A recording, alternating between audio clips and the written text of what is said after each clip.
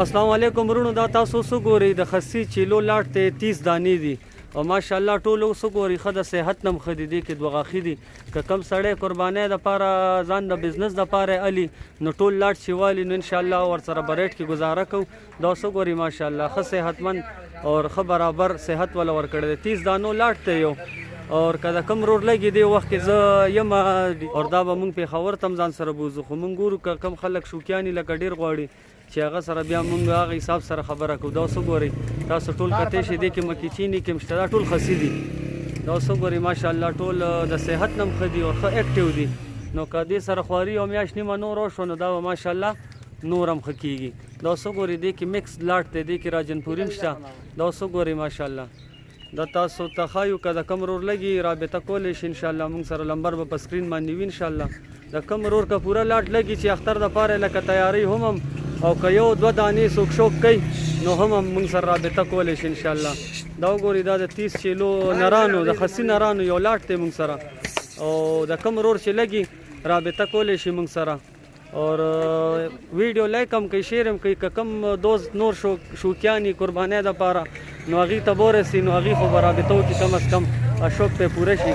اور نور دا تاسو ګورئ کم انشاءالله هر ورځ به تاسو ته نوي نه نوي ویډیو ملاویږي اور ستاسو د فایدې به هغې کې به تاسو ګورئ کاروبار بارې ته سوچ ځي انشاءالله. د دې یو خسته روزګار دی، د سنت کار دی او ښه حق حلال روزګار دی انشاءالله. کوم روریان چې د دې خواهش کوي چې لکه موږ د دې کاروبار شروع کړو نو هم موږ سره رابطه کولی شي. په هر رنګ ډیټیل به انشاءالله د الله رضا دپاره پویو چې دې څه نقصان اور دغو نه کړي.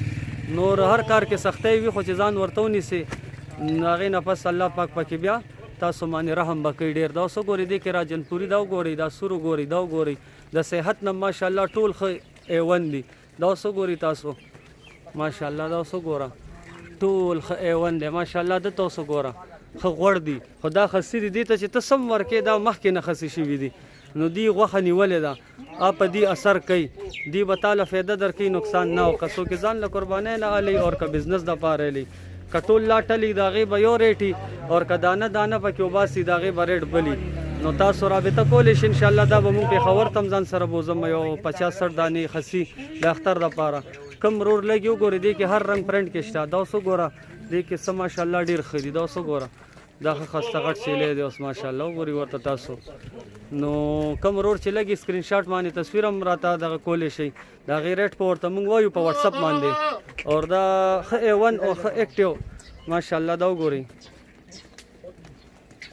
دا وګورئ ماشاءالله دا ټول د خسي چیلو لاټ دی.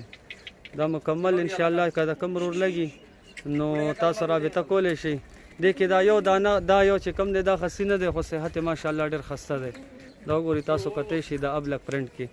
نو ویډیو لایک هم کوي شیر هم کوي او د ځان خیال ساتي. موږ به تاسو ته مزید داسې ویډیوګانې درسو انشاءالله.